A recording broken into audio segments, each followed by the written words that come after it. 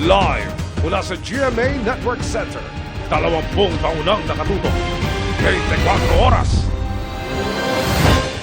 Magandang gabi po, Luzon, Visayas at Mindanao.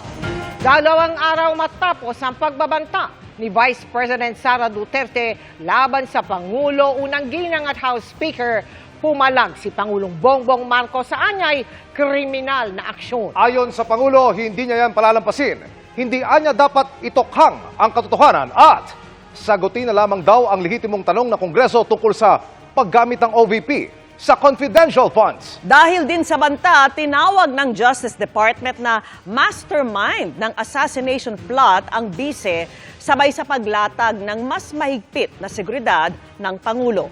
At mula po sa Malacanang, nakatutok live si Ivan Mayrina. Ivan. Mel Emil Vicky, papalagan ni Pangulong Bongbong Marcos ang banta sa kanya ni Vice President Sara Duterte.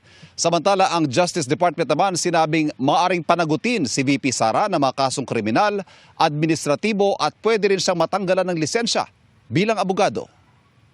Nakakabahala ang mga pahayag na narinig natin. Nababahala raw si Pangulong Bongbong Marcos sa ginawang pagbabanta sa kanyang buhay ni Vice President Sara Duterte nitong Sabado. Kung ganun na lang kadali ang pagplano sa pagpatay ng isang presidente, paano pa kaya ang mga pangkaraniwan na mamamayan? Yang ganyang kriminal na pagtatangka ay hindi dapat pinapalampas. Yan ay aking papalagan. Ang pahayag ni Duterte, ginawa habang kasama sa Kamara nakadetinan niyang Chief of Staff na si Attorney Zulaika Lopez dahil sa contempt. Umiiwas daw kasi ito sa mga tanong ng komite sa Kamara ukol sa questionableng paggamit ng bise ng kanyang confidential funds. Hindi na sanang hahantong sa ganitong drama kung sasagutin lamang ang mga lehitimong katanungan sa Senado at sa House of Representatives. Ang katotohanan ay hindi dapat itokhang. Imbis na diretsahang sagot, nililihis pa sa kwentong chicheria. Ang chicheryang tinutukoy ng Pangulo, malamang may kinalaman sa pinagdududahang pangalang Mary Grace Piatos na nakapirma sa mga acknowledgement receipt para sa pondo ng OVP. May kinausap na ako na tao. Sinabi ko sa kanya, kapag pinatay ako, patayin mo si BBM, si Lisa Araneta, at si Martin Romales. No joke. No joke. Nagdilin na ako, ma'am. Pag namatay ako, sabi ko, huwag ka tumigil hanggang hindi mo mapatay sila. And then he said yes. Dahil sa kanyang pahayag, tinawag ng Department of Justice ang bise bilang mastermind ng isang assassination plot laban sa Pangulo.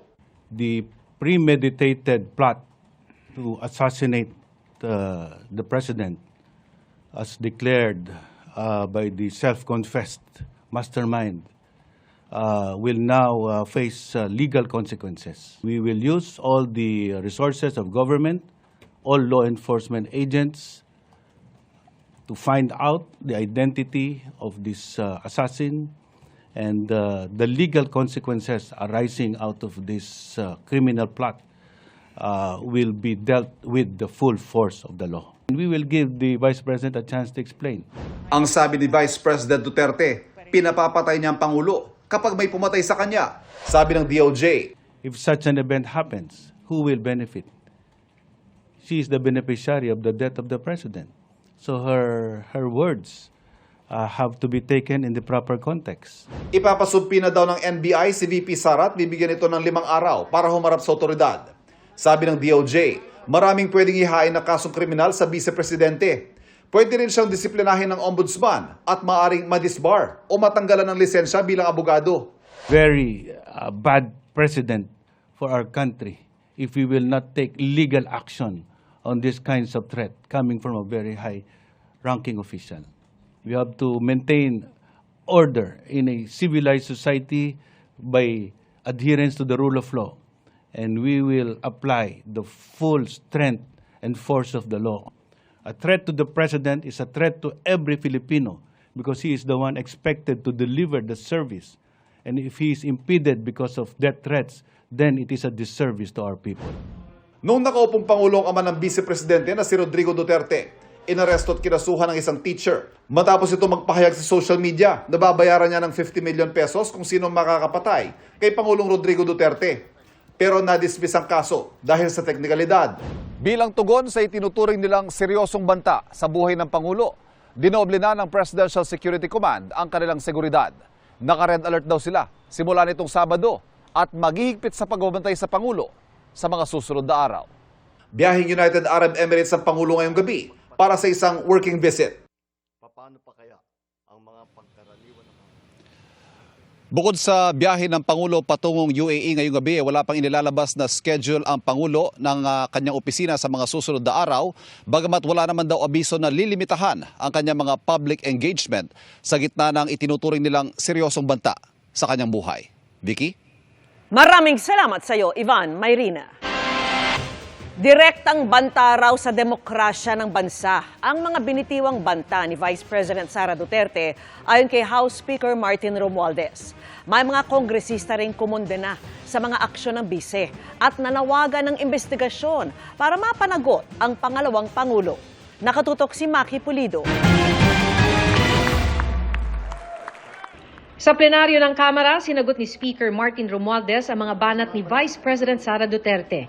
Nakakaalarma at hindi raw maaaring palampasin ang pag-amin ng bise na may kinontrata na itong papatay kay Pangulong Bongbong Marcos, First Lady Liza Araneta Marcos at Speaker Romualdez. Dahil delikado raw ang mga ganitong pananalita, kailangan siyang panagutin. Hindi na to biro. Hindi na to normal na panalita. Isa itong direktang banta sa ating demokrasya, sa ating pamahalaan at sa seguridad ng bayan.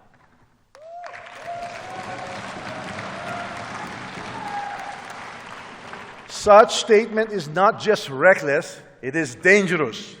It sends a chilling message to our people, a message that violence can be contemplated by those in positions of power. Sa akusasyon ni Duterte na sinisiraan siya dahil sa ambisyon ni Romualdez na kumandidato sa susunod na presidential elections, sabi ni Romualdez, panglilihis sa tunay na issue.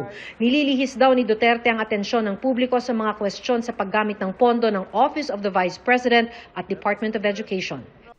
The issues surrounding confidential and intelligence funds, the questionable disbursements, and the lack of transparency demand answers. We will not tolerate and accept vague explanations and evasive responses. Kung wala kang itinatago, bakit hindi sagutin ang mga tanong? Karapatan ng taong bayan na malaman ang katotohanan. Sinita rin ni Romualdez ang hindi pagsunod ng bise sa mga protokol ng Kamara. Disrespect for the protocols, security measures, and leadership of this institution is not just a breach of rules, it is a breach of trust. Pagkatapos ng talumpati ni Romualdez, nagsalita na rin ang ilang kongresista para kondenahin ang mga pahayag ng pangalawang Pangulo at may nanawagang maimbestigahan para mapanagot siya. The House must take immediate action. We must call for a full investigation into the Vice President. Mr. Speaker, the behavior cannot just be tolerated, and we demand that the Vice President face the full force of the law for her actions. We cannot and will not allow anyone, even the Vice President, threaten the very foundation of this republic. Ipinasari ng mga kongresista ang resolusyong nagpapahayag ng suporta sa Pangulo at Speaker. Matapos ang talumpati, nag-picture-taking naman ng mga mambabatas kasama ni Romualdez, kabilang dyan ang mga kaalyado ni VP Sara na sina dating Pangulo at Pampanga 2nd District Representative Gloria Macapagal Arroyo. Ang talumpati ni Romualdez napanood naman ni VP Sara na nasa loob ng Kamara noong mga oras na yon. Sinusubukan pa naming makuha ang kanyang pahayag sa mga sinabi ni Romualdez. Para sa GMA Integrated News, Maki Pulido, nakatutok, 24 oras. Sa kanya namang pagdalo sa pagdinig ng House Committee on Good Government and Public Accountability ngayong araw, kinwestiyon ni Vice President Sara Duterte ang pagpapalawig sa contempt order laban sa kanyang Chief of Staff. Nakatutok si Jonathan Andal. No, hindi Kasi po wala dapat kaming ganon. nakapain dito, ma'am. Pero dapat Walang pakinggan mga mo point of order. Well, point of order. Umpisa pa lang ng pagdinig ng House Committee on Good Government and Public Accountability, nagkataasan na ng boses sina Vice President Sara Duterte at ACT Teachers Party List Representative Franz Castro.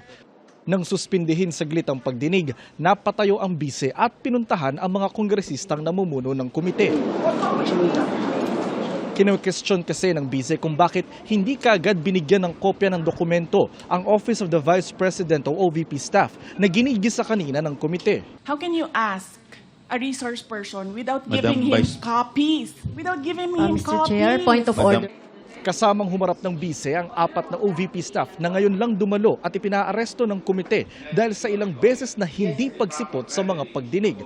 Pero hindi nila kasama ang kanyang chief of staff na si Attorney Zulaika Lopez na nasa Veterans Memorial Medical Center dahil may iniinda na acute stress disorder batay sa ibinigay niya sa komite na Certificate of Confinement mula sa mga doktor at excuse letter.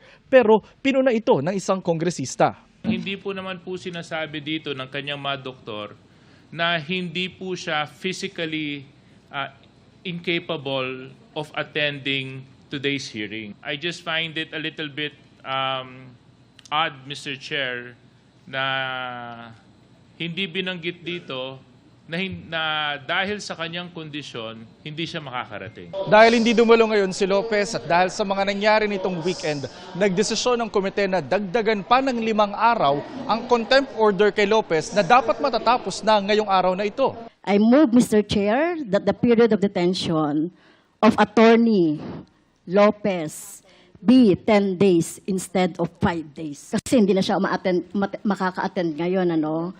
Talagang so nakita naman natin sa history nung kanyang evasive attitude, behavior, at itong kinreate niya na sinasabi niya na nagpagsisinungaling niya na hindi naman siya hinaras or hindi naman siya na-barge yung kanyang yung room ay kasama na po yan. So yung lahat ng mga pangyayari. Sinubukan itong kontrahin ng mga kongresistang kaalyado ng mga Duterte. Pati ang bise, kinuwestiyon ang pagpapalawig ng contempt order ni Lopez. Pero hindi pumayag ang chairman ng komite na magsalita ang bise kung hindi ito manunumpa na magsasabi ng totoo, bagay na dati na niyang tinanggihang gawin. I will only recognize you if you will take your oath. Okay. Okay. Let's do this. Punto ng bise, bakit parurusahan si Lopez sa pagpapabitiw nito sa 4 na DepEd officials, gayong ang Pangulo ang tumatanggap ng resignation ng mga Assistant Secretary at Undersecretary bilang ito rin ang appointing authority. Tinanong kita kanina, sino ang appointing authority? USEC ng ASEC. Anong sagot mo? Secretary. Hindi mo alam. Hindi pa po ako nagsumasagot. Hindi mo. Nakita kita, sumagot. Camera. Kita sumagot. Sinabi mo, Secretary. Hindi ninyo alam lahat na ang nag-a-appoint ay President. Kalaunan humupa ang tensyon at hiniling ng bise na i-reconsider ang pagpapalawig ng contempt order kay Lopez. You need to reconsider that extension of your detention. It was illegal in the first place. You asked the President why he accepted the resignation. Do not ask due process. If you have any question insofar as the actions of this committee are concerned, I think the proper remedy is for you to go to the court. Sir, I will go to court. Opo, pero Oo, that is pero your... araw-araw, you are depriving a person of her liberty while I await. That is precisely the point, ma'am. The- If our action of detaining your chief of staff is against the law, I think the proper remedy, and I think you're a lawyer, Yes, sir. the proper remedy is to go to the court. Sir, do you really want to show the Filipino people kung anong kaalaman ninyo sa batas? That is the decision of the committee as a whole. Sana po, respetuhin po ninyo. Tinutulungan ko lang kayo, sir, kasi napapahiya ang Pilipinas. Ganito ba ang House of Representatives? Para sa GMA Integrated News, Jonathan Andal, nakatutok, 24 oras.